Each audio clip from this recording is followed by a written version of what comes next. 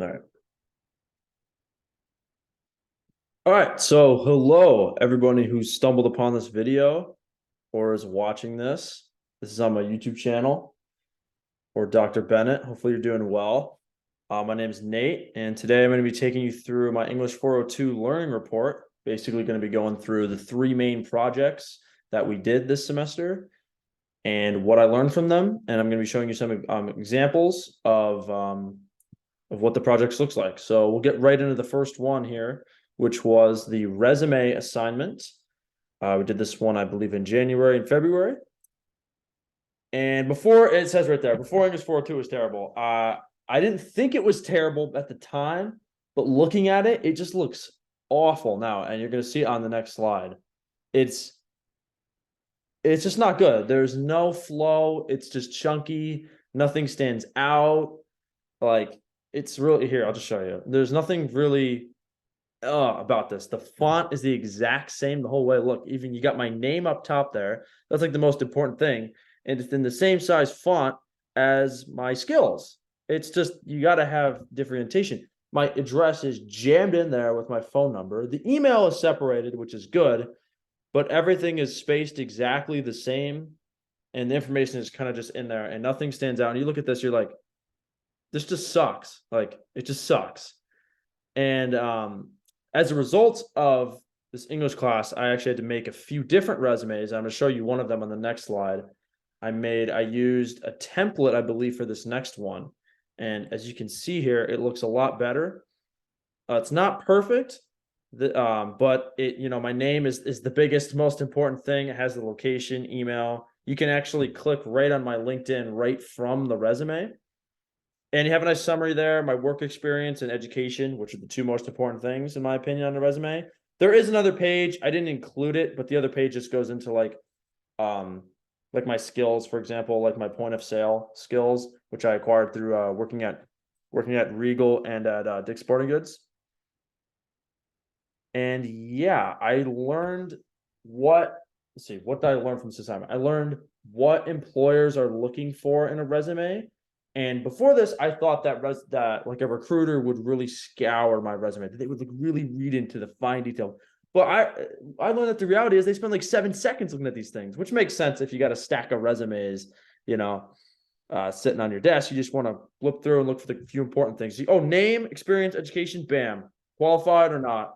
I didn't even think about that. I thought that someone would be sitting down for like 10 minutes looking through my entire resume and but that apparently is not the case with these big boy jobs.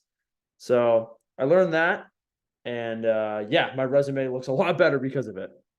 All right, so let's move on. The second project that we did on February, March was the user guide. And a user guide is like a how-to guide. So this is how, I'm not sure if you can see the whole thing, but what it says in the top right there is a how-to guide on setting up a spinning reel fishing rod. So that includes a few different things in it, and I had to use 3 different ways to get my point across. This was actually a bigger undertaking than I thought it was going to be. I thought I was just going to be showing people how to put line on a reel, or line on a reel and rod, because a lot of fishing rods, when they're sold, whether or not they're sold with the reel attached or not, or you have to buy it separately, they don't have line on them. Some of them do, but most of them don't. If you walk into like a Dick's Sporting Goods, or like, I don't know if you're familiar with the Seattle area, there's a place called Outdoor Emporium. Rods for days, but they don't have line on them. So if you don't know how to put line on them, you either have to have them do it or you have to learn how to do it yourself. And so that's what the point of this project was. And the first thing I did was I did a YouTube video on how to do it, and I went into detail. I talked about assembling the rod, putting the reel on the rod, putting the line on the reel and rod, and then attaching a lure and weight. And that would basically get you going. Once you have the thing set up, you can actually learn how to use it. So that's what the YouTube video was. I think it was about 17 minutes. It was lengthy, and I do have like a little, not a clip, but just a screenshot from it, just so you see how it turned out. The second part was an infographic. I'm actually very proud of this one. I think I did a really good job in the infographic. I used a lot of graphics that were fair use, so I didn't have to cite them, and it overall looked really good. You're also going to see that one on one of the later slides. And the last one I did was an FAQ. This one was not nearly as good as the first two, in my opinion. I just did this on Microsoft Word. I did use my own images, and this was what I showed in this one was the different knots that I was using. So like when you're attaching the line to the reel, you have to loop it around and tie a knot. So I showed that one with a few photos. And then if you're attaching the line to a hook or a lure, you have to obviously attach it with a knot. So I showed that one. And I used different knots for those. So I went into detail with that in the FAQ guide in case it wasn't clearly shown in the YouTube video.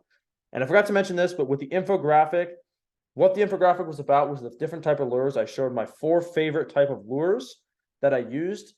If you're not familiar with what a lure is, when you're fishing, you either use live bait like a worm or a crawdad, or if you're fishing with like a fake something like plastic, use like a lure or like a little plastic fake worm that you tow through the water, reel through the water, and it imitates a real one and they bite it with a hook on it. So moving on to the examples. Here's my infographic. I'm very proud of this. It's how to choose your right lure. You got my all-time favorite on here, which is the jerk bait. And basically, that does exactly what it sounds. It jerks around in the water. It's got a little lip on the front of it. I don't know how well you can see it. And it tows through the water, and it imitates a fish swimming, and it's got like those hooks on it. And man, that thing gets anywhere near it's hooking. It's hooking. If a fish gets anywhere near it, it's getting hooked. Top water is exactly what it sounds like. It goes on top of the water, it floats, and it creates like a ruckus. And fish comes up, strikes it, gets some incredible action with that. Spinner bait. This one's a little trickier to explain. It kind of has like a little thing that glows on it, and it just spins around and attracts the fish. It's got a hook hidden in the feathers there. And the power worm is the OG. You put a hook in there and tow it through the water. It imitates like a worm, I guess, moving through the water. Yeah. And here's the screenshot from my YouTube video. As you can see, I'm showing the reel here. I'm in my dad's garage with my brand new bass rod and my reel, and I'm showing off the rod. And this is right before I go to put the line on it. What did I learn from this project? Well, I learned a lot. I learned how to use Visme, which is, I'll go back here. Visme is what I used. If you see at the bottom there, it says made with Visme. Visme is what I used to make this. It was completely free. It was awesome. They had all these fair use images that I used. Actually, sorry, these top 3 images of the lures are my images. The bottom one is not. That one, I'm not 100% sure that was fair use. I might have cited that in the project. But like all those other graphics that you see of the little fish, like by where it says the type of bait in the top right, those are all fair use with Visme. So I learned how to use Visme and to create an infographic. I never really knew what an infographic was before this English class. And now I made like what I think is a pretty good one. It's not perfect, but I think it's pretty good. YouTube video, I had plenty of experience with, so I wouldn't say I really learned how to do that, but I got to refine my skills. Moving on to the final thing here, we have the data analysis project. So this one I've been talking about recently for the last month. My group, we did how food affects our mood. And I'm just going to show you, here's an example of one of the slides that I had to present. We used an app called Foodility, and we were able to track what we ate in a day, like 3 times a day. So breakfast, lunch, dinner. And we were able to track our mood before and after to see the effect that it had. And before here, you can see I had the most noticeable thing is that what I did was, I'm sorry, lost my train of thought. You have 2 pie graphs here. One's before, one's after, and it shows the mood ranking. We had a scale of 1 through 5. 1 being your mood was terrible, 5 being the mood was awesome. Most of the time I fell right in the middle around the 3, 4, okay, good marks. As you can see, those are predominantly the leaders in both sides. On the left here in before, we had a 52.5% of a good, which is more than half of the data collections I was recording good. And then afterwards, that went up over 60%. I was recording good after I ate the meal. So there was a little bit of a effect there from eating the meal. And the rest of these, I don't really consider this significant. Of course, the percentage is going to change over I had 70 or 80 data points that I had, or 70 or 80 individual recordings that I had. So I don't consider that anything significant. And then this is our conclusion slide from our most recent presentation. Talks about how we kind of failed to get into the nutrients aspect of it.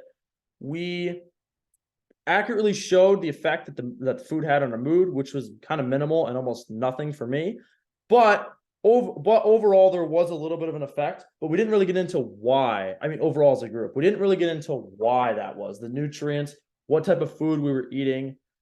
We kind of just glossed over that. So that's kind of a failure on our part. But the one thing that we did learn from this project is that food does have an effect on our mood, but it is not the most important factor. Things like weather, time of day, place, like setting, those all, at least in my opinion, and our group's opinion, are very limited sample size. We determined that those factors were much, much greater. So we learned that. So we kind of proved our hypothesis wrong in that regard. What I learned from this one, well, I learned that even with a month's worth of data, that you may not come up with anything. I mean, we had to, we had a slight correlation between what we ate, eating food, and our mood, but it wasn't significant, even though we had like 3+ weeks of data to choose from, 4 different people doing recording every day, 3 times a day. It wasn't enough. And, sometimes we thought, oh, food is definitely going to have a big impact on the mood. In our case, it didn't. And especially in my case, it really didn't. So that's what I learned from this. I learned that, you're not always right. And just because you think you're going to be right and you have a lot of data to maybe prove it, it doesn't always shape up that way when you look at a graph.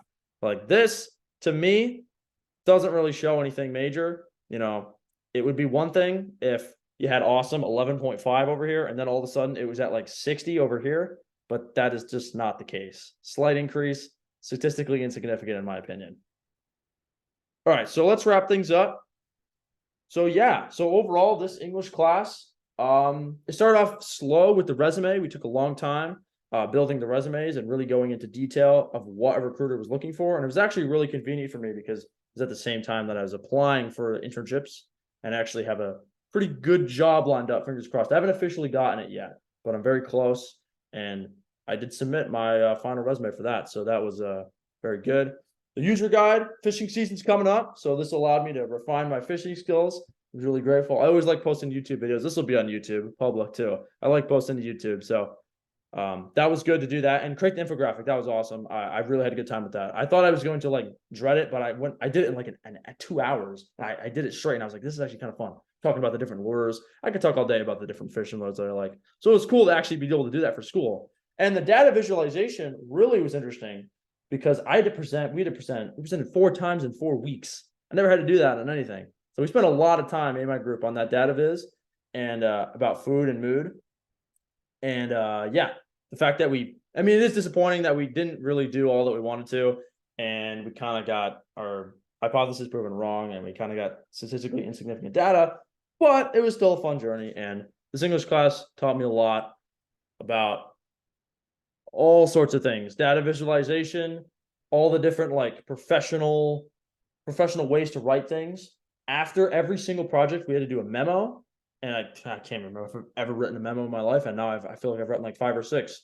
And that's like a real professional document. So I really liked how this class incorporated, like in a fun way, professional documents like infographics, memorandums, frequently asked question guides, data visualizations, all that in like a way that was kind of fun and goofy. And it really worked. I feel like I learned a lot and it wasn't like an over stressing class and I enjoyed going to it and it was at 9 a.m. So get me out of bed that early every day. I think I missed like 1 class. To get me out of bed every morning had to be a pretty good class. So yeah. So thanks for watching and I hope you have a good rest of your day.